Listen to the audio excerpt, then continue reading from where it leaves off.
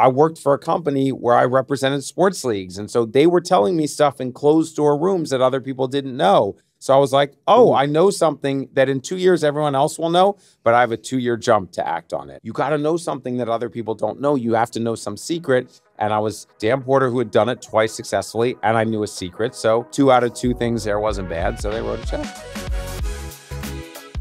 Well, Dan, thanks for having me in the office today. Thanks for coming. This is the Overtime Studio. You're sort of in the intersection of sports, media, culture. We can kind of take this whatever direction you want to go, and then we'll get into overtime. But can you just kind of talk through the market you guys are working in and everything that's going on right now? When investors look at sports as kind of an investment or an asset class, there's 2 ways to look at it. Number one is that owning a sports team or a sports league is a scarcity business. There's a finite amount, and the price of a sports team goes up based on the fact that there are just not that many to buy. It's like Steve Ballmer will pay $2 billion, and now $2 billion is the floor, and then someone else will pay $4 billion. And they have their own rationale, but it's not the same rationale an expert stock picker might use to decide at what price they're going to buy a stock. But they do kind of produce cash flow. They do. Right? Yeah. They do. And sometimes the buyers are not agnostic to price, but the delta in price is somewhat immaterial to them. And then they have other value, the real estate around it, the brand, all of these other things like that. But there's no doubt that we've gone from a state where you have stocks and bonds to you have sports teams, you have real estate, you have watches, you have all kinds of asset classes. And there's a part of sports that is an asset class. And then there's a part where obviously we're in a period of kind of massive amount of distribution. You've got streaming, you've got network, you've got cable, you've got social platforms. And there's a belief that premium content is what they need. And that's where many people have made bets across film, television, all kinds of things like that. And there's an aspect of sports which is live. And so it has a different kind of content resonance.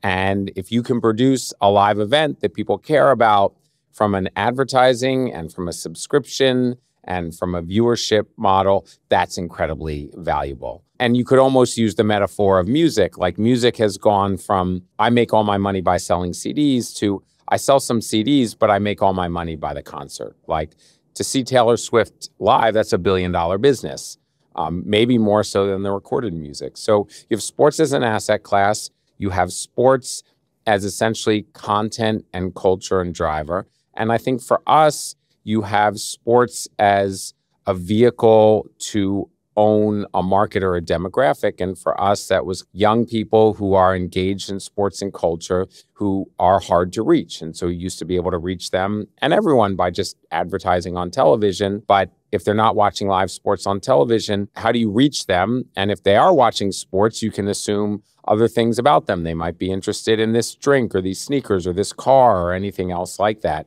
And so you have an audience aggregation play, an asset class play, and essentially a content and culture play from a pure investment thesis. If you talk to people who start private equity and other funds and you say, why do you buy teams and leagues? That's what they would tell you. We're kind of at this weird point where fewer members of the younger generation are watching sports on TV, but then when you go look at what are the top categories that people actually do watch on TV, it's pretty much all sports. Yeah, the denominator shrunk, right? Like less people are watching live television, but sports and essentially breaking news are the only drivers. And by the way, those are kind of the 2 things that streaming services don't really do. And so the amount of premium television or series or other things that you're going to watch on television has gone down, but your live news or your live sports, the NFL, the NBA, or anything else like that has gone up. And that's because there's an assumption that, you know, if I have a show and you don't have my streaming service,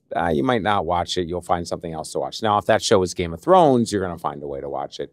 Now, if that is the favorite sports team that I have loved ever since I grew up, I'm going to find a way to watch that, you know? And so it's this difference between essentially commodity product. Well, I was going to watch this reality show, but I don't have that service, but I'll watch another one that's kind of the same, versus something that is like non-commodified, like, oh my God, I've been a Yankees fan all my life. I will do anything I can. I personally am not a Yankees fan, but to watch the Yankees. And that's kind of the value and the power of sports. And so our challenge is I have to make people care about our sports and our teams but they've only been around for 12 to 24 months. I live in New York City. I say, why are you a Knicks fan? Well, my dad was a Knicks fan. Well, I don't have 50 years of fandom to do that. So I have to use social media and everything else to accelerate that.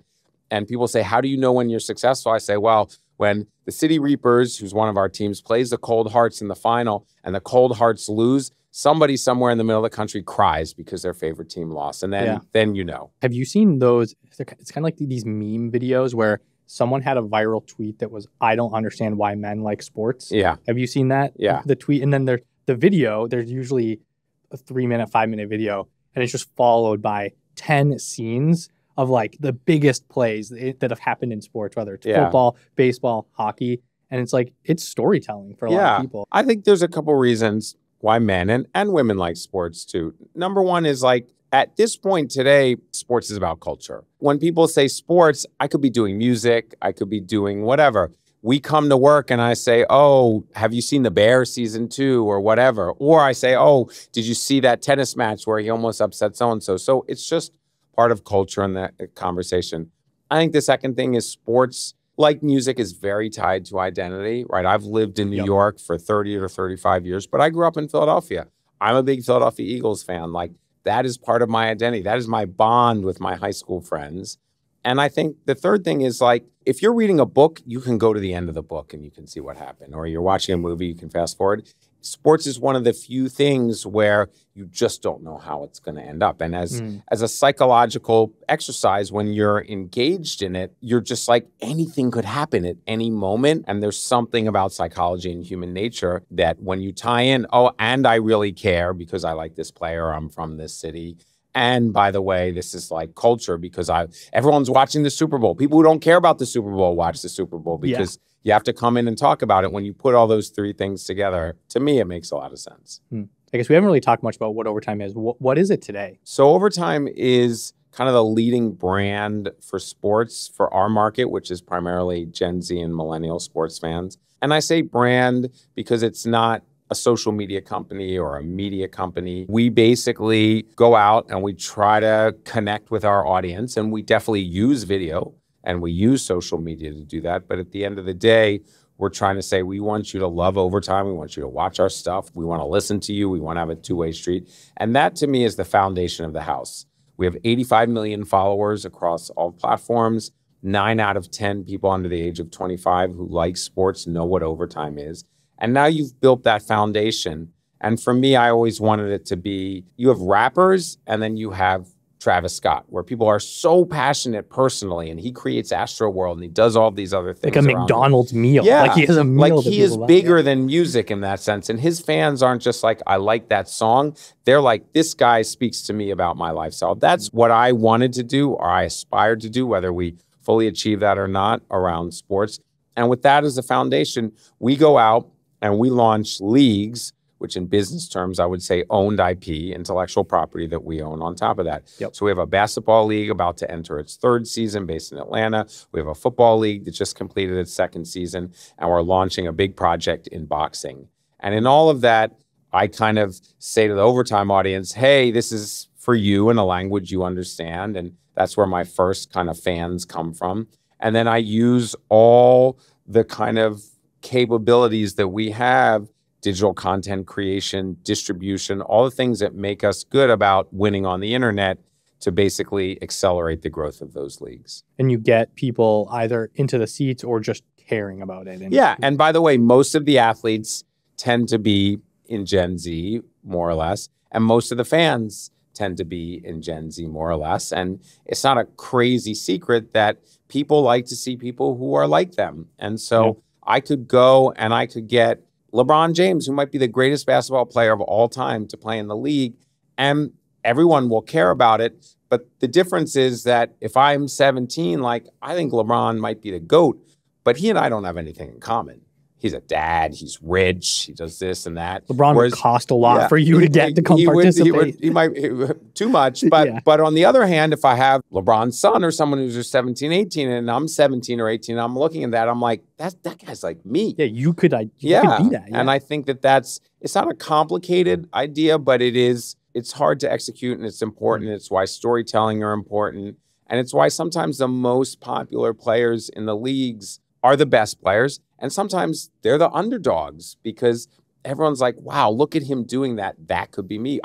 We don't all grow up with incredible athletic talent. So we both want to watch it because we respect it, but we also want to cheer for the person who's making it despite the odds. Yeah, and I think too, like when I think about an example, I'm thinking off the cuff. There was probably 10 years ago, the NHL playoffs, guy in the Penguins, they won the cup. He got like 2 goals in the game 7 and won. Like random guy in the team. He's like the hero of the playoffs. Yeah. And you're like, huh, like you almost relate to that guy maybe more than the superstars on the team. Look, I watch sports, or we watch sports to be inspired by incredible athletes who do things that I couldn't dream of doing. And they're not just athletic things like live reads and incredible passes in football and basketball, like people who scramble away when they're getting sacked, and just like their high level understanding of the game.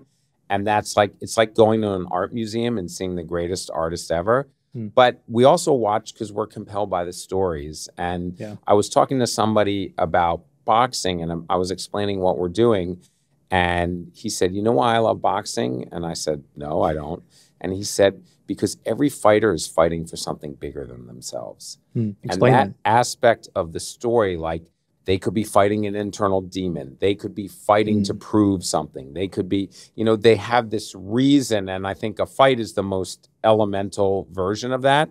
But I think in a way, every athlete is doing it for something bigger than themselves as well, or the best athletes are. And I think as people, we find that incredibly inspiring and gripping. And I think what social media has done is it's said, now we can have a relationship with athletes off the court or off the field or off the pitch. And when we learn about them, we're just like, I love that guy. Oh my God, he's from my hometown. Oh my God, I can't believe that happened to him in high school. Wow, his mom was a teacher. My mom was a teacher. Like all of the different things like that. Wow, she didn't get picked for her team and now she's in the WNBA. Like that could be me. So I think there's an aspect of that. And it's what's interesting about my business. As a business person, I have to care about the P&L. I have to care about the financing. But so much of the marketing of the business and the audience development and the customer development is actually about human psychology. It's not like which pair of shoes do you look better in or which celebrity did I get to endorse this pair of jeans. It's like, did I make something that like gave you goosebumps and you cared about it so much you became a customer? Or did I make you laugh? Or did I make you take something and send it to a friend and say, did you see this? And that's actually about psychology. It's not necessarily about top of the funnel spending and, CAC and LTV ratios and everything else like that. And to me, that's what makes it so fun and challenging and exciting. So obviously, revenue, LTV, CAC, whatever, those KPIs, formulas you can measure. Are there ways to measure like audience connection and like the storytelling? Like how do you measure that? Certainly in the beginning and to this date, we looked a lot at something called engagement rate. And so engagement rate is pretty simple. It's like you have the number of people who saw a video, and then as a percentage of that, you have the number of people who liked it, bookmarked it, saved it, or shared it with someone else, or wrote a comment. Because the difference is I scroll, I see something, great. I scroll, I see something, I like it, or I say no, or I save it, or I send it to someone. That level of engagement shows that you've taken somebody from a passive viewer to an active engager. And if you have an idea of what that percentage is, and then you can also essentially comp that against what percentage people are doing on other sports platforms or for influencers or anything else like that. You know how you're doing, and you know that you don't just have a bunch of dead followers or meaningless views out there. So that's definitely one. And I'd say the second is, we sell a ton of apparel that says overtime on it. Hoodies, t-shirts, shorts, socks. And the idea that somebody cares enough about our brand to spend their hard-earned money to buy a hoodie that has an O on it, to me says we've reached them and we've done something right. And thank you for purchasing. What was the moment that you came up with the idea of like, this is what I'm going to do? And like we talked about, a lot of people would say, oh, sports, not a good business. Like I'm going to do something else. What was the thought process? Well, not only that, there's almost no successful sports outcomes for venture investors. Like what venture investors love is like sports technology. Like it makes you better, you recover faster. And the reality is I would never invest in most of those businesses. Not that they're not great companies. It's just really hard to get sports teams to spend money on stuff. And then media too. I mean, media is a classic. Like we've never gotten it to work. Media is tough.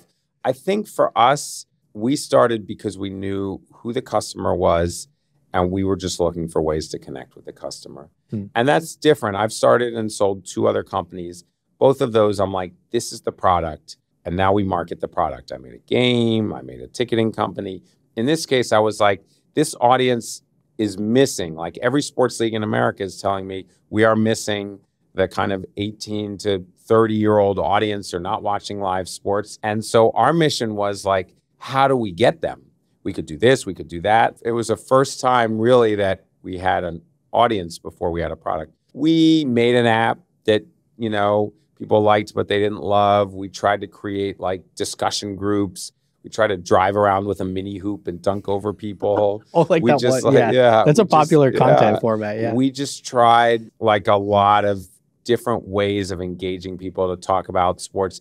The original name Overtime was because I think we thought, oh, after the game, overtime is when people talk about what happened at the game. And the problem was that they do, but they either do it in iMessage or on Reddit or other, they didn't need another place. And so it was only through trying a bunch of stuff that we kind of found where the opportunities were in the market, where our audience was being underserved.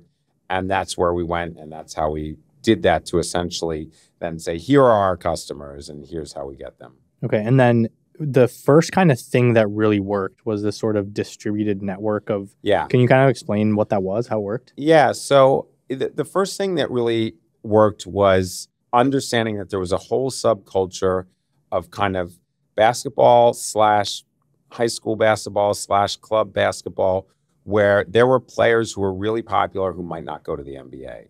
And the logic is, you're a great basketball player. You're going to go to Kentucky or Duke or wherever. You're a 5-star. You're ranked 1 through 10 here. And that's where value is. And the reality is that the audience used social media to discover players who were just cool, like who they loved, who didn't necessarily have a path to go to the pros. And we just kind of fell into that, understood that, and covered and amplified. And our competitors were like, well, that's not valuable, because the only thing that's valuable is pro sports and everything that leads into pro sports. So they went this way, and we kind of were like, here's the 10 swaggiest kids in America. One might be ranked a top 10, one might not be ranked at all, but everybody wants to watch them and follow them and be a part of their journey. And so we did that, but instead of essentially putting that on an Instagram account, we created multiple accounts that talk to each other and distributed across, you know, I think we have like 15 accounts on Instagram and like 10 on TikTok. And then all those accounts would talk to each other. And so you built out this whole network of accounts that would, you know, post kind of somebody here, post someone there, talk to them, which amplified discovery, which built more of a community. And I remember at some point, you know, somebody at a large $20 billion public company in sports betting said to me, we just watched what you guys do, and we just thought it was like, oh, well, we should have an Instagram account. We just never understood that there was this whole other network strategy. All the accounts were called Overtime. All the staff had Overtime in their name. They would comment, and you created essentially a community. And that's why I don't think of us as a media company or a publisher. I think of us as a community. And if we can talk to each other, then we can bring in members of our community, and they can start to talk to each other, and then it grows. And the content you were posting was kind of proprietary? 3/4 stuff that we filmed through our own specific camera app, by going to street basketball, by going to high school games, by getting out there. And how did the camera app work again? Because that was really cool. Yeah. So basically, the idea was that when we started, we were figuring out we'd send people with iPhones to games. And I made an iPhone game 10 years ago that was downloaded 250 million times. So I was very mobile centric. And we're always talking about the screen, but I was also interested in the back of the phone, the camera. And basketball is a great sport for that. You can get close, handheld feels more alive.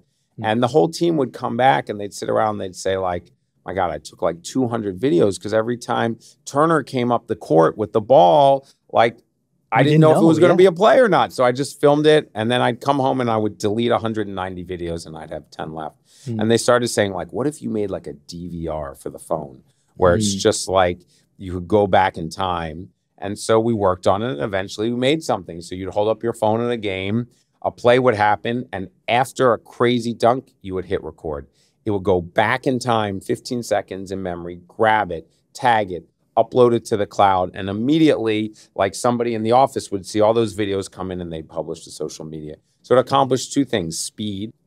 Zion Williamson could block a kid's shot in Spartanburg, South Carolina. You could have it on the internet in 1 second. And then just breadth. If you could find somebody to work for you to hold this phone when LaMelo Ball went to Lithuania or anything else like that, anywhere in the world, you could cover it. And that's very different than the model of guys walking around with big cameras and everything else like that. And so how did you convince these kids or like these fans to do that for you? Did you compensate them or like give them I think what you start and your investors say, this is amazing, it's UGC, people are just going to do it. That didn't work. We paid them. We paid them like $20. Like we literally built a network of 1,000 people who were like, I'm going to the game. I have my phone. I'd love to earn $20. So $20 per game, typically? Yeah. That's kind of risky. You got to put all this cash to pay. Like, how did you do the ROI on knowing it was going to work? Well, you don't need to cover 1,000 games because the audience only has appetite for a small number of players. So you start out and you cover 20 or 30 players, and you go to the games, and you tend to work with the same person over and over again who can get on the court. You tell them where to stand. And within a month or two, you realize, wow, there's 20 guys or girls that everybody loves, and there's 10 that just don't get the views. Like, they just don't resonate with the audience. I don't even have to say why they do and why they don't.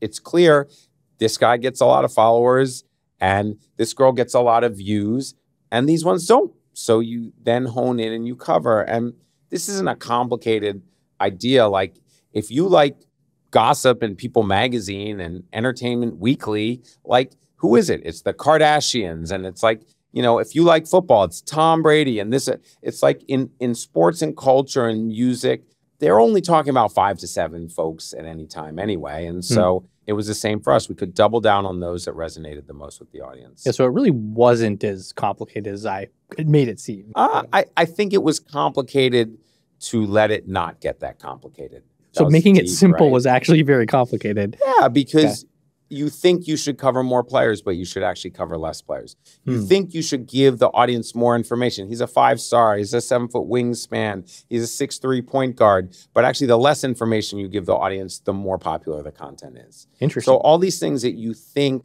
are what people want are not always what they want. Okay, so then how do you know what they truly want? Is it purely the engagement, the views? Like, I think it's a lot of experimentation. I think it's a lot of understanding why people care and what they care about.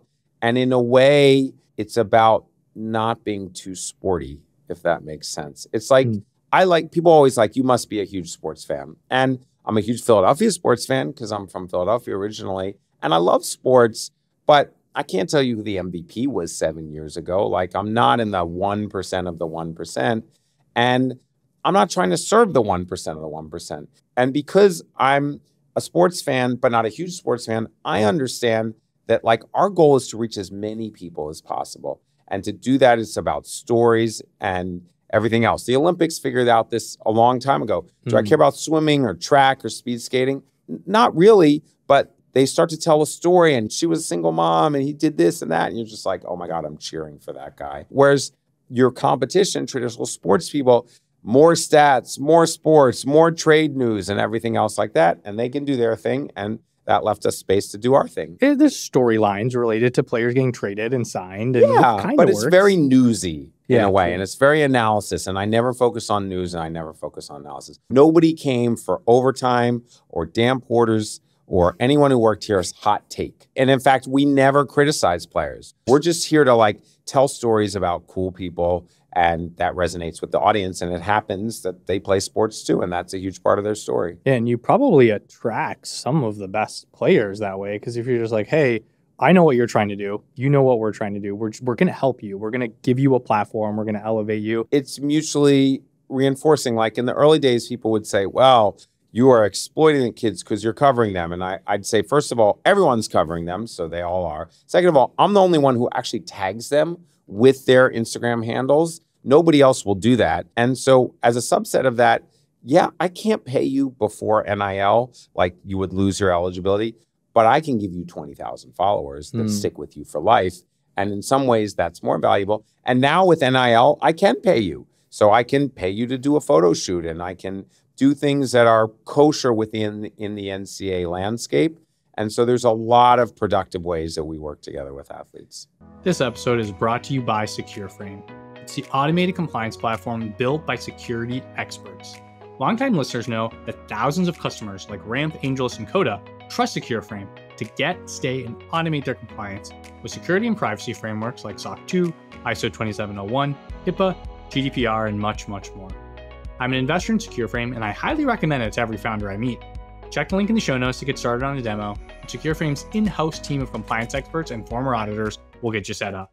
Okay, so NIL, I was going to ask about this a little bit later, but we're on it. A lot of people listening probably don't even know what that means. Can you explain it really quick? So NIL stands for name, image, and likeness. And so I think everybody knows that as a college athlete or a high school athlete, you couldn't get paid, right? Reggie Bush lost his Heisman for getting paid. You couldn't sell a T-shirt that had your name on it for $5 or you would lose your eligibility. You'd lose your scholarship and you couldn't play. Yeah.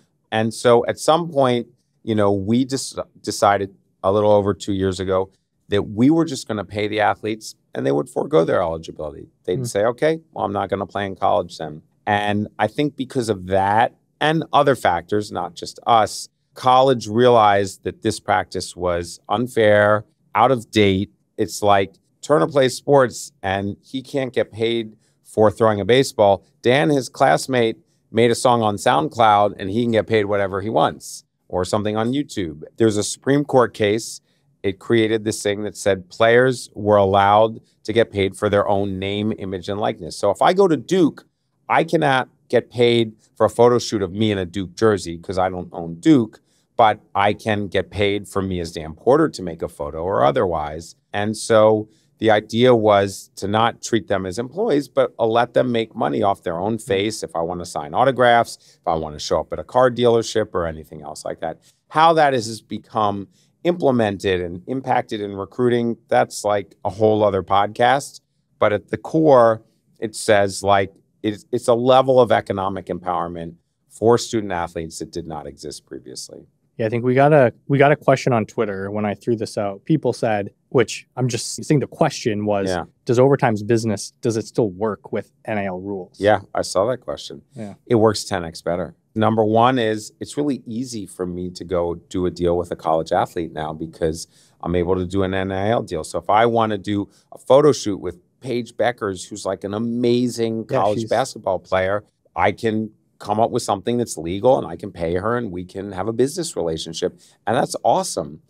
Furthermore, on our high school basketball league, it means now I might come and play at Overtime Elite because not only do I maybe want to go to the NBA, but maybe I want to get a huge NIL deal when I go to college. And so I care about building up my following and everything else like that. So it's been a huge amplifier for our business. And honestly, I think for anyone in sports, there's an aspect of it that's a relief. It allows you to understand what is the rule set that I can have a work relationship with a high school or college athlete. And then you guys did you start with basketball? We started with basketball. To me, basketball is a 10-month-a-year sport with a lot of games. It's easy to film on an iPhone. It has a lot of highlights. And it's probably our greatest sport in this country that is linked to culture. Rappers want to be hoopers. Hoopers want to be rappers. Basketball is a great fashion, music. It's the locus of all those things. I think it's probably, if I'm thinking about the major sports, baseball, I don't think who plays or watches anymore. Football, there's a lot of health concerns. Yeah. Hockey is probably not big enough. Soccer's maybe rising, but basketball is probably that sweet spot of very big and still gaining in popularity. Yeah, and look, basketball, they don't play with helmets, so you can see their faces. That rules out a bunch. They play 5 guys in a small thing, and so is a very character-driven individual sport. The below average sports fan could probably name more basketball players than they could baseball, hockey, or football players. Really? That's probably because of the culture aspect, right? Yeah, absolutely. Then we kind of touched on this a little bit. So you raised money to do this. What was that like? Because we kind of talked about tricky to navigate. How did you convince people? What was the pitch and who bought into it? Yeah, in the beginning, so this is my third startup. I sold my first startup and I sold my second startup. I was just honestly, there's not a lot of people like me. Not like me, Dan Porter, but just who have done it twice before. Yeah. That's just math. I'm not saying I'm amazing or special. I'm just saying by math, there's not a lot of people who have sold 2 companies. So if a guy who sold 2 companies successfully walks in and both were tens of millions, hundreds of millions of dollars of outcome and says, I have an idea for a 3rd company, wouldn't you give them money? That's what I thought, but they didn't like me. I mean, they liked me. They didn't like the idea. Wow. And they were just like, sports. I think they didn't understand sports. I think the mindset was youth sports, and I wasn't interested in youth sports. I think my idea just didn't fit in a box. And so it was really hard to convince people, despite my track record. And basically the pitch of any first-time entrepreneur is, I roughly have an idea, and then you roughly have to trust me. Yeah. And so I remember at some point, I was like, we're going to start in New York, and then we're going to go to LA, and we're going to go to every street basketball court, and then we're going to go to Oakland, to every street basketball court. And it was basically like a rollout plan of how to do it. And, a successful venture capitalist was like, I don't think this is the right plan. I don't believe in it. Didn't invest. 2 weeks later, we ditched that plan and something else. The plan was immaterial. The idea that we could build something that resonated with our audience was so much bigger, but people were caught in the weeds. And so we met David Stern, actually, the former NBA commissioner, and we were like, this is a guy we have to convince. Like, if David Stern, who built the modern NBA, was a commissioner for almost 30 years, believes in it, like, that's a pretty good proof point. And we just worked and discussed with him. And this is a guy who literally pushed the NBA to be international when no other American sports leagues was, understood the value of digital, like, honestly, an incredible visionary. And he finally got it, and he pushed through the investment at Greycroft where he was. And it took somebody who was in the system but also could see the future to do that. And I think that was a big proof point for us. So it was basically, you found like the one investor, the one guy who could have gotten he was a high leverage guy in terms of that. And then, look, half the people were like, oh, sports ball. Like, there's like some nerd badge of pride in investing where like you don't like sports. And then the flip side is a quarter of the other investors are like, well, if it's about like surfing, windsurfing, or like extreme marathons that I run in Allbirds, then I'm definitely interested. And you're like, it's not like that. And then the second time, we actually connected with Andreessen Horowitz, Jeff Jordan, who is a massive basketball fan, runs a game, just like really inside of sports, college sports. And I just kind of emailed him, and he emailed me back over the weekend. He's like, I've been waiting for something like this. And he got it. And, between, Andreessen Horowitz and Jeff and David Stern, I think there was enough momentum for us to get money to prove something. And at that point, now you're talking about, here's how big my audience is, and here's how much money, and here are all my metrics and stuff like that. And was this the Series A? So it was the seed for David and the Series A for Andreessen and Jeff Jordan. And the pre-seed was my friends at Afore. Yes. So did they, when they invested, did you have anything? Or no, we had a phone call. I was in a different office, and I just kind of was like, this is it. And they were just like, cool. So they're the ones that bought the Dan Porter. Like, they bought I think they bought the Dan Porter, and I think they understood at a high level that there was a market opportunity. And I would say, I think when you start a company, you have to see a market opportunity that other people don't see. And there's really only a couple ways to see that. One is you just have an intensely personal experience.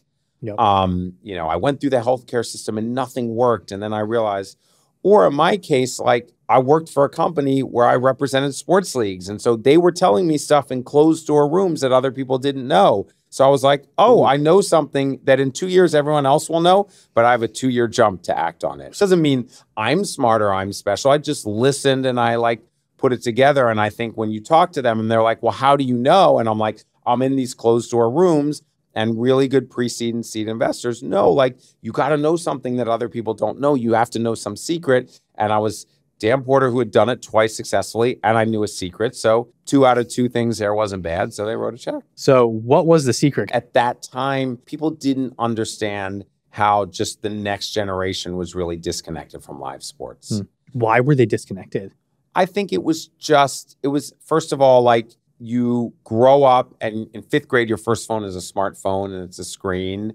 You've got competition from accessible video games that has never existed before. You've got more Netflix and streaming options. So Whereas if I was a kid, you watch sports because that was like 90% of what was available to you. Now there's more to do. Now you're just like, oh, well, I saw the highlight on Instagram. I don't need to watch the game. Oh, I don't have cable. Like a lot of sports is on cable, and it's like we're below 50% rate. And so it's just a combination of all of those things. And there's just an assumption that like sports is this unbreakable, amazing thing. And it turned out that it wasn't. And I guess if I could use an analogy, like people like to go to concerts. Like obviously like Taylor Swift's killing it in concerts. Ed Sheeran made $500 million in concerts. At some point, something is going to change and people are going to decide like, I'll just stay at home like and listen to the CD or the Spotify or the tape or the vinyl or whatever their format is or was, and people are going to go less. I don't think that's going to happen for a while, but at some point that will happen and somebody will see that before someone else will see that. Man, that's kind of a hot take. We won't go to concerts anymore. Like, at will it be some point? It might not be for 25 years. Like, will it be VR that's like better than the concert? Actually, I think it's impossible to project based on what we have now. So it's kind of like you find... You're asking me like, if you asked me in the 1970s, why will people not watch live sports one day? The iPhone hasn't been invented. The cell phone hasn't been invented. There's no social media. What am I going to say? Oh, yeah, they're going to watch it on their Atari? Like, there's just not a good answer because we don't know what all the forms of disruption are. So it's almost like you find this like massive mainstay that everyone knows it's never going to go away. And you figure out when that's going to change, essentially. Yeah, it's kind of like in all directions. It's like people are never going to eat health food. Health food is sold at the hippie food co-op or whatever. You live in Ann Arbor, there's probably 20 hippie food co-ops. And then all of a sudden, like Whole Foods creates this like professionalized version and people shop there who would never be caught dead in a food co-op. And that changes the nature of it. So it's a combination of product and distribution that we can't necessarily even predict. So then was there a certain moment when you decided we have to do this sports league? Like we're going to start our own league? Because that's a pretty big undertaking. It's less like an apple dropped out of a tree on my head and I was like light bulb and Zach was like light bulb. And it was more just kind of like this nagging feeling like we're making something that's adding value to other people's IP. And I remember I had a friend, a niece who was at Stanford Business School, and he texted me and he's like, the NBA is talking to us at Stanford Business School and they mentioned overtime. And I was like, oh, we're valid. And I was like, what did they say? And they said, like, one of the benefits of overtime is it makes people care about summer league because now they get to see all the players that they've been following. And you think, that's great, but like, that's great for summer league and the NBA. What does that do for me? Like, what? I'm in the business of holding up a sign outside of a movie theater and saying, go see that movie, but I don't have anything to do with the movie. And so we started saying, like, we need our own league. What if we had our own league? And then, of course, all this other stuff happens. Post-George Floyd, athlete empowerment, COVID, like LaMelo Ball goes to Australia, like all these other things happen and they create this opportunity where doing your own league doesn't seem as crazy. But ultimately, I wanted to be an IP owner. I want to have media rights. I want to have sponsorship. I want to sell jerseys. Like the NBA and the NFL are like fucking amazing organizations run by incredibly smart people that have figured out business at the highest level. That's what I want to do. I don't want to just be another like site on the internet.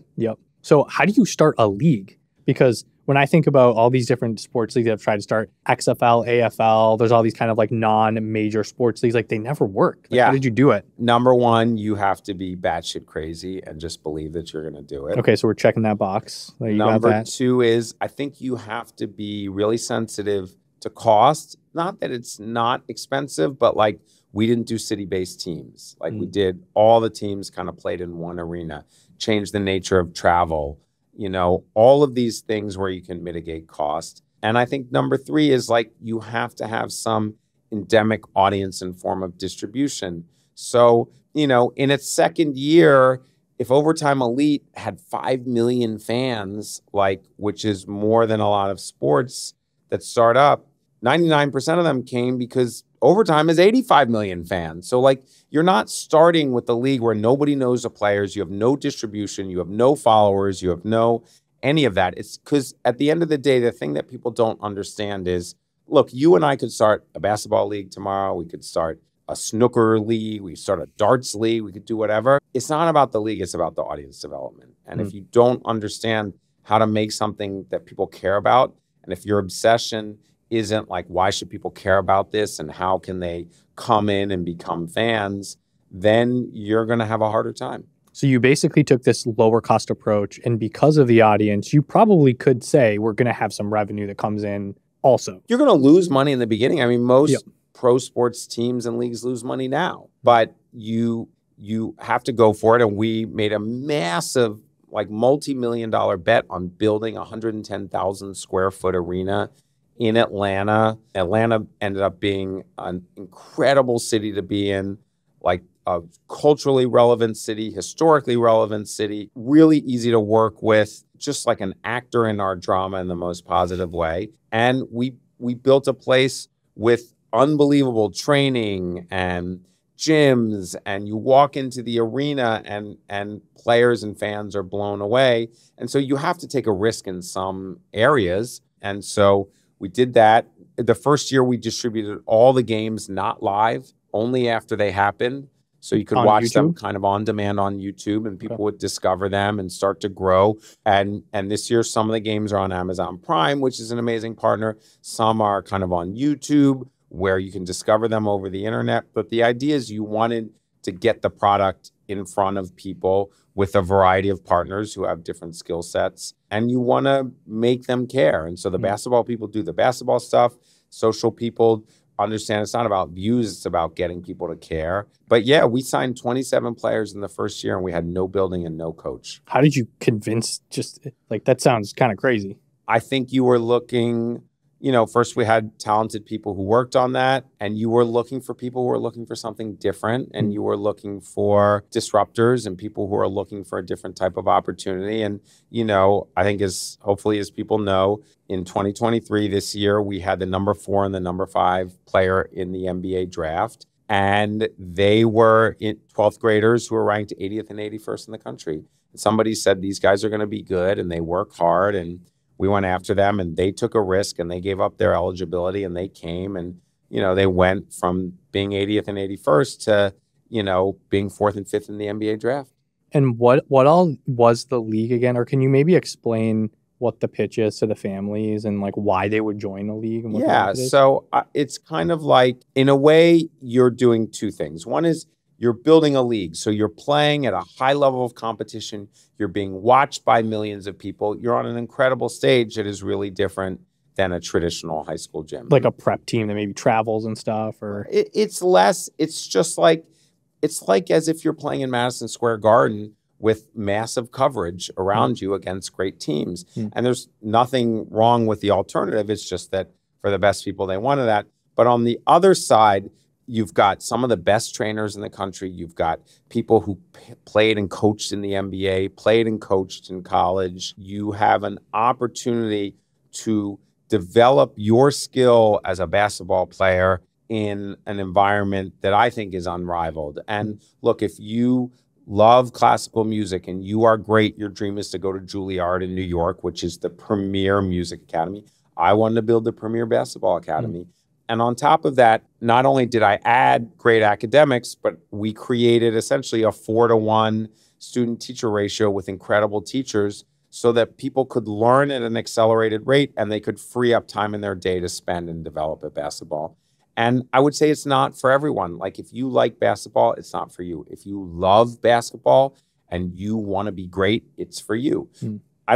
We don't need 1 million people. We need 10, 20, 30 people every year who love basketball, who want to push themselves and achieve at the highest level. And we are there with the academics, with the kind of life skills, with the financial literacy, with the basketball training. The average player in our league gains 10 to 15 pounds of muscle a year. Like, there's so many opportunities to get good. And again, if you're a great musician, you might want to stay in high school, or you might want to go to Juilliard. If you're an actor, you might want to go to a specialized school.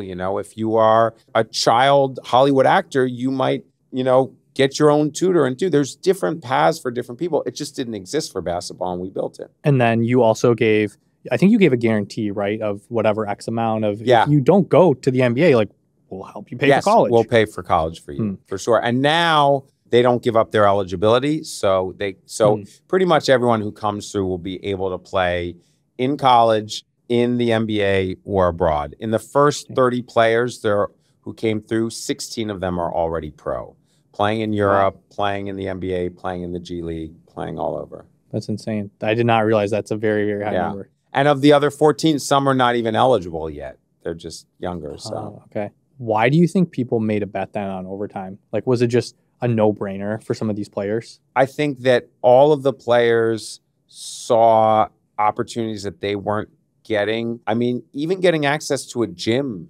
16 hours a day is huge. We have a guy who's in the NBA now, and he used to drive an hour and a half each way. It's like, if I want to play basketball for your school and I come and I'm like, this is great, that's great. I want to play basketball for OTE and I come and somebody pulls up film and shows me everything with my game of how I can improve, and I'm not dominant here, and my catch and shoot is off and whatever. I'm like, wow, I want to get to be as good as I can. And I don't know if you mentioned this, but also just to helping them grow their following online. Totally. Which is huge. Yeah. I mean, Amanda and Asar Thompson both had under 10,000 followers, and now they're in the NBA and they have 250,000 followers. Which is huge. That carries with them their whole forever. life. Yeah. You basically gave them the people in overtime, you give them like a pro training environment. Yeah. I mean, I think we say internally with them, and this comes from them, not from us, basketball, business, and brand. Interesting. You can see 27 million posts on social media. How much did MJ make in the NBA, and how much did he make out of the NBA? Yeah. How much has LeBron made in the NBA versus all of his investments and his businesses and everything else like that? Most of the really, really successful folks make a lot of money outside of basketball as well. Yeah, it's always leveraging that brand that they build. Do you think there's opportunities around there for overtime? Like, I don't know what that looks like. I think there's opportunities for the players, but I have my lane. They have their lane. We don't represent them. I'm not their agent. They go to the NBA. That's on them. I mean, we will always support them and show them love, but our job is to have them play for us, train them, deliver, and hopefully they have the skills and the right people around them to take advantage of that level. So then you did the basketball league, you did 7-on-7 football, and then now you're launching boxing. Yep. What was the decision to do boxing of all choices? I think it was kind of a couple of things. There's probably three things. One is I'm just in our arena, and I just think this would be an amazing place for a fight. Okay, that's fair. Second, Brandon, who is our GM of boxing, started boxing during COVID, and he would relentlessly DM me videos, and he'd be like, "We got to get into boxing. We got to get into boxing." Yeah, it's a good business too. Yeah, boxing. And then I think that there was a guy who used to work with me at Endeavor, Josh, who went to work at the UFC, and he used to also be like, "Why are you not in combat sports? Why are you not in combat sports?" And at some point, I was like, "Let's just do one of those analytics packages on our audience." So it's what is the overtime audience like? Basketball, football, boxing, combat sports. Okay, so I've got two people in my ear. I've got this incredible venue. And then it's basically telling me our audience is interested. And by the way, shout out to all the YouTubers who fought and generated interest in boxing as well. And so we spent a year just going around talking to people to make sure, is the opportunity real? What's our space in the opportunity? Who's going to kill us? Who's going to partner with us? And then we put together something that I think has a potential to be really big. When is it launching? What date? So we're launching with 4 Friday night fights in Atlanta. And Friday night fights is kind of an old school concept. And you'll come to our arena in Atlanta on August 4th, 11th, 18th, and 25th. And the arena will feel like a club. And there'll be seats, but a VIP area will have couches and bottle service. And it'll have an Atlanta vibe. And there will be 6 fights each night. You can watch them on DAZN. We'll do a ton of social media around it. The storytelling will be off the charts. It's called OTX. And I think it's going to be a vibe. So do we know who's participating? Is that a public thing? Yeah. I mean, we've announced a ton of fighters. We have some of the biggest fighters like Ryan Garcia. We have his brother, Tank Davis. We have Truck, who fights for him, Evander Holyfield's son. A bunch of guys who are kind of next up contenders for that. And our ring will be a little smaller, and we'll have some knockout bonuses. So the idea is to try to make the sport a little bit faster, safer, and ultimately kind of relevant for our audience. So then how do you think about business model in boxing? Is that a subscription business, or is that kind of a sponsor? I think you look at the UFC and the WWE, and you're just well, One built a $9 billion business. The other built a $4 billion business. Yeah. It's two guys in a ring. Like, how do you do what they did? I remember when I first met you, my comp was WW. It's a league. As a public it's wrestling. company comp, yeah. Yeah, I was like, it's worth $4 or $5 billion. Like, Yeah. wow. And it's wrestling. It's fake. Like, it's not it's not an actual. It's a combination of media rights, sponsorship, and live event. And then have you talked much about what, like, there's other things you could probably do with overtime? Yeah. How do you think about that? I think you think about it strategically and opportunistically. Strategically is like what's happening in the sports landscape, what's happening in tennis, what's happening in golf, what's happening in all these other things, and you're looking at that all the time. And opportunistically is like somebody calls you and says, I have an idea, I wonder if we could partner together. And you're like, wow, that's a dope idea, like we could really work together on. What are examples of that happening? Somebody called me with an amazing idea in soccer that I think is like really cool. Yeah, that feels like something you guys from should. England, like a place that has more soccer capital than the United States does. The United States it's growing here though too. It's growing. I think, as they say in Europe, when you hear somebody with an American accent start to talk about soccer or football, you stop listening. Really? So okay. it's not, the audience is growing, but yeah. But you know, it's so strong and powerful. Spain, Germany, France, the UK. Someone told me this crazy theory. They think that there's going to be a North American soccer league, that like the MLS is just going to merge with some of the teams. I wouldn't be surprised. I know that for a while, and maybe even still, MLS was doing marketing for the Mexican national soccer team. The soccer audience in the United States has a very strong Hispanic audience as a subset of the audience. Yep. It would make a lot of sense. Have you kind of been following, there's kind of this big golf storyline? Like, yes. What do you think of that? I mean, my opinion is it's just fascinating to watch it happen, right? Golf comes, another entity comes into golf. They spend a ton of money. They disrupt. They force golf to merge with them. The PGA, which is essentially a membership organization and a governing body. I think what's interesting about it is that it's clearly caused everyone else in sports outside of golf to look at the world in a different way. Because especially golf and tennis to a large extent are very much driven by tradition, right? Augusta, the US Open, the Masters, Roland Garros, Wimbledon, like these are like sports events that have been around for years. Some have their own clothing, and the idea that somebody could come in with so much money, it's kind of almost immaterial who it is, and cause so much change and disruption in something that has so much legacy history, I think is both fascinating and unnerving to a lot of people in sports. Yeah. And when the entity that comes in is so well capitalized that the money to the sports team or league or governing body seems like a lot, but to them is immaterial. If you were a billionaire and I was a 5-year-old kid and we could go into the store, you could buy me every single candy bar in the store and it would not make a difference. It'd be like a coffee for me. And to me, I would be like, oh my God, this is unbelievable. And we would just literally walk out with shopping carts just filled with candy bars. Well, and then when you think about similar thing was sort of happening in soccer, and Messi was going to play in this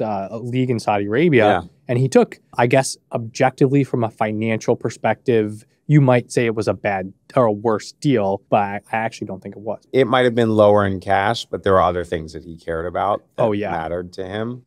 It's interesting because if you think about in business, if you remember, Microsoft owned a streaming service and they paid Ninja a ton of money to leave Twitch and come to that streaming service. And it didn't work and they shut it down and Ninja came back to Twitch. And I think you've seen that happen a couple of times. It just happened in streaming again with another streamer who went to Kick and left for $100 million. I don't think we've ever really seen it work. And it's, but in sports, we'll see. We'll see if Cristiano Ronaldo going somewhere for a lot of money causes fans to come in interest, or even Messi coming to MLS causes interest and growth. And clearly it has, MLS and Miami growth are off the charts. So it's not a one-to-one correlation. You can make a movie with the biggest superstar in the world and pay them $100 million and people still might not watch the movie. So it's an idea, but it doesn't always work. Yeah, there's almost sort of network effects in a way to how these leagues maintain, or another way to think about it is like retention. Like, sure, you acquired a big, impressive piece of content or like the athlete or whatever, but does the audience retain over time, or do they just drop off? Yeah. I think they were saying in European soccer that this is the first time that 45% of in the current generation, Gen Z millennial soccer fans have a second team that they care about. Like they're just like fluid in their fandom. Like, oh, well, I really like Erling, so I'm going to watch City Football Club because he's a cool guy and whatever. The idea that if I was a kid that I would watch the Cowboys when someone was on the Cowboys. I mean, I'm an Eagles fan. Fuck the Cowboys. Like, I'm never watching that. Never. Yeah. I don't care about them. I want them to go 0-17. Yeah. So, like, the idea that the fluidity is there in the fan base is amazing, but also unnerving, I think, to teams and leagues. Well, and the interesting thing, too, is when I think about fantasy football, I always, kind of cared about sports, whatever. And I think it was in college, started playing with my friends. I was like, man, I just love some of these players. Like, I watch probably more football than I used to because of this second way of interacting with the sports where I used to just watch. But now I'm like, I make my own team. Yeah, 100%. I agree with that. On top of it, I'll say to my wife, he's on my team. And she's like, you on a team? Yeah. Well, no, my fantasy team. She's like, he's not really on your team. Like, but he is. Yeah, I was like, he is. Yeah. And I the number of pro athletes who have told me, people will come up and they were like, you are on my fantasy team. And they're just thinking, whatever. But I feel that way. Yeah. And it is my team. I named it. I chose the athletes. Yep. They're humans who do not know me, but it is very compelling. And sometimes when I have a player who is on my fantasy team, but he's playing against the Eagles, I'm torn because I want my team that I love to win, but I still need this guy to score a touchdown. Yeah. I mean, we've all had those moments, like anyone who plays fantasy football, where it's like, man, I need this guy to get the touchdown, but I need like the running back to throw the pass. Yeah. I think the other thing that approximates that is the NCAA tournament bracket. Oh, yeah. I think without the bracket, nobody would care about the tournament. Oh, yeah. But instead, it's like busted bracket. It's so well done as a product because they put the number. So my father-in-law, who's in his 80s, can say, I don't know this, but I think the 8 team is going to beat the 7 team, or the 16 team is going to upset the 1 team. I don't even know the name of the school. And so it's really easy.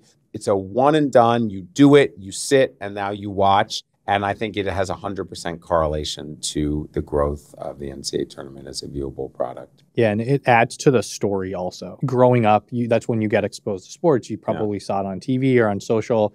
You have no idea that there's a business behind it. Yeah. But you just fall in love with this story. And really, there's like a lot of money behind sports. And some of the biggest businesses that people don't really know how they work. That's why I'm in it. Yeah.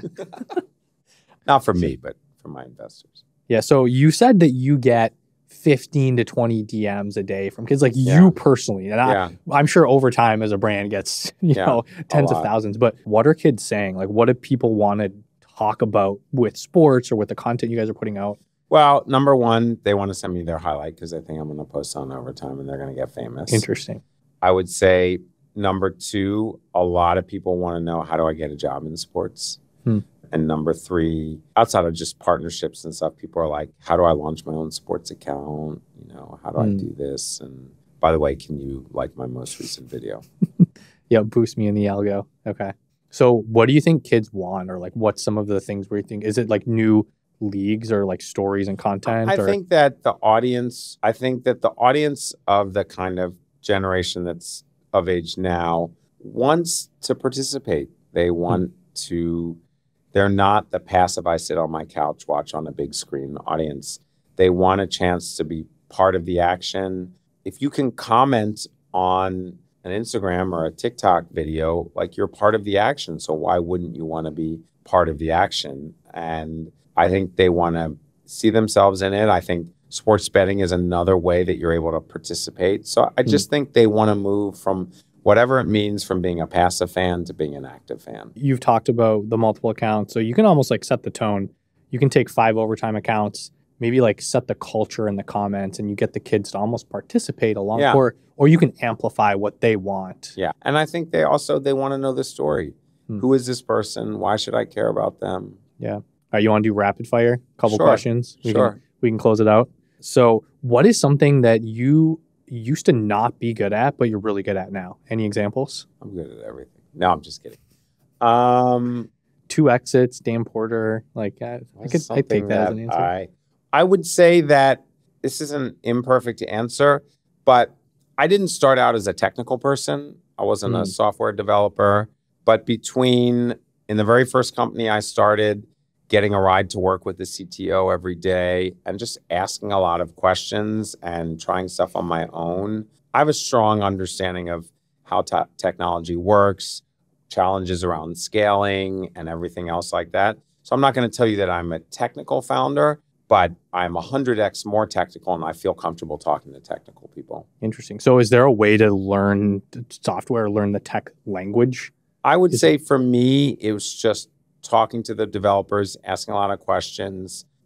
Back in the day, I taught myself PHP, MySQL, and I don't think I was very good at it, but I understood the structure of it. And so I think it just depends on whatever the best way that you learn is. It's something that you should definitely learn about. And then also, you put an app out and the app breaks and you figure out why, and you're just like, there's too many calls on the phone versus in the cloud versus all these other things like that. Any advice for just founders more broadly? I think a lot of there are founders who are good at selling, they're good at raising money, they're good at being in the media in themselves, and they're actually really good at selling. But I don't think those founders are ultimately as successful as product-based founders, because you have to obsess over the product and that thing that you're making for the first year or two before you can ever sell it. And so if you're somebody who is more of a seller of the product, you're just impatiently waiting for them to make it so you can go sell it. But actually the making of it is really the thing that's way harder.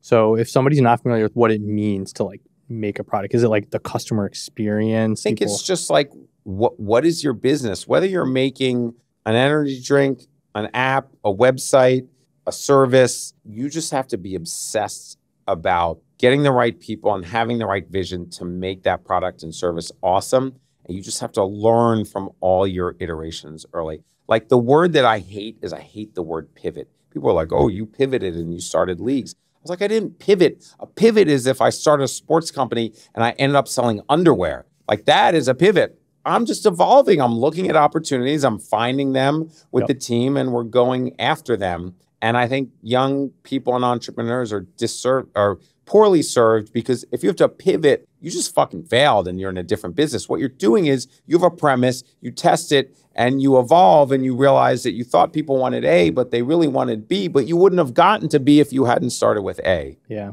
I feel like we always need these kind of buzzwords to just define a thing, and sometimes the words, they shouldn't exist, or they do a disservice almost in some cases. Yeah. Do you guys have any interesting teams at Overtime? That's a good question. Because you guys like aggregate content. You probably have like a dashboard that just pulls in the most popular videos. We definitely have people who spend a lot of time on social media and look at videos. We have people who find people to film and other things like that. Like a Skunk Works team, there's some Skunk Works, but like, if you tell me, the next LeBron is playing in Ypsilanti, Michigan tomorrow, there's a team who can find somebody who has an iPhone who can show up at that gym and film it. Wow. In like 2 hours. And that's anywhere in the world, probably. Okay. We didn't really even talk about Zach, your co-founder, but he had this business of it was like a network of sports writers, right? So he kind of set that up initially. Do you have a favorite interview question that you like to ask? That's a good question. I generally just ask people to talk to me. I'm like, just like, tell me your story. And we just have a conversation. And I just feel like interview questions are contrived and they're gamified to be answered. It's kind of like you watch dating shows and people are always like, who is your ideal partner? How do you feel about family? But the reality is in real life, nobody does that. They go out and they hang out and they laugh and they're like, we either kind of vibe or we don't. Yep. And to me, there's that. But I would say my second favorite thing besides that is asking people what questions they have for me. Because I think that an attribute of someone who's going to be successful is that they ask really good questions. And I can tell you off the bat, somebody who has thoughtfully prepared questions that are really interesting versus somebody who's like, how'd you start the business? What's the dental plan like? Do a 401k. What's the work from home policy? Yeah. What did you think of my questions? Were they good? I thought they were pretty good. Could I have done a little bit better? That's for the audience to decide. Can I ask you rapid fire questions now? Yeah, let's do it. All right. Rapid fire questions for Turner and Novak. Pancakes or waffles? I have pancakes more, but I prefer waffles. Okay. Don't limit yourself. If you like waffles, like get a waffle maker. Grilled cheese or mac and cheese? It's tough. Grilled cheese. But I prefer grilled cheese, but we eat mac and cheese more. All right. Country or Western? Country Western movies or No, music? that's a non-answer because country or Western. Yeah, I was like, what's the difference? Is a genre. You basically go for the thing that you don't like as much in both cases. Well, part of it is I'm married and I have 2 kids. Yeah. So mac and cheese, that is very easy to make. Grilled cheese is not hard to make. It's not, but it's easier to make mac and cheese. Yeah, it comes in a box. Cheese. Grilled cheese doesn't come in a box. Yeah, so unfortunately, the stage of life that we are in, I don't get to eat quite as much grilled cheese, but we do. It's just, the mac and cheese we have like twice a week. Because it's like, it's we have nothing, like the kids need to eat dinner. Last question. Okay. Is a hot dog a sandwich? Yeah, technically. I'll say yeah. I haven't thought about that much, but I think it is. Okay. What do you think? Is a hot dog a sandwich? You're not allowed to ask me the questions that I ask you. Is a hamburger a sandwich? I believe that 2 pieces of something with something in the middle is a sandwich, and so I will say yes. Okay, so it's a hot dog because it's like 1 piece. It's debatable. So did you have to rip it in half? Like, is a tuna melt a sandwich? 1 piece of bread with tuna on top? Yeah. I don't think so. Okay, so it depends how the hot dog closes then, I guess. Yeah, that's true. So I feel good about my answer. Okay. Actually, while we're on it, just because it's a hot topic, pineapple on pizza. That is a hot topic. I feel like America is about freedom. Yeah. And so I think you should be able to put whatever the fuck you want on pizza. That's right. And I also think that one of the great things about food is contrast. Ultimately, there was probably a time when pizza had tomato on it and cheese. Why would you put cheese on that? It has nothing to do. So to me, it's just an evolution and it's contrast and taste buds. So I'm all for it. I don't have any problem with it. Yeah. If you want to put a hot dog on a pizza and a hamburger too. So I've actually had that before. It was like mustard relish hot dog. Yeah. It was better than you think. It was not like a chain, like a Domino's type pizza. It was like an independent. They probably cooked it in like like grill fire oven, whatever. It was really, really good. The closest I've had is they make hamburgers where the bun is a donut. Wow. It was good? I had the veggie one because I'm a vegetarian. Okay. I would say it was interesting. Good is a subjective term. Do I like a sickly sweet sugar donut with fatty meats or fake meats in between? Maybe not, but I'm sure somebody does. Yeah, I've been thinking the last 30 seconds, I'm like, what would that taste like? I don't know if I would like that. Yeah. I don't know. I would try it, but anyways, this is an awesome conversation. Thanks for being down to chat. Thanks for having me. This is a lot of fun. All right. Go overtime. Shout out. Go overtime. Thanks for tuning into The Peel. If you want to support the show, best ways are to leave a review wherever you listen to podcasts, like, comment, subscribe on YouTube, and share with one friend who might like it. If you don't want to miss an episode, subscribe to the newsletter in the show notes, and you'll get new episodes in your inbox the moment they drop. Thanks again for tuning in. See you next time.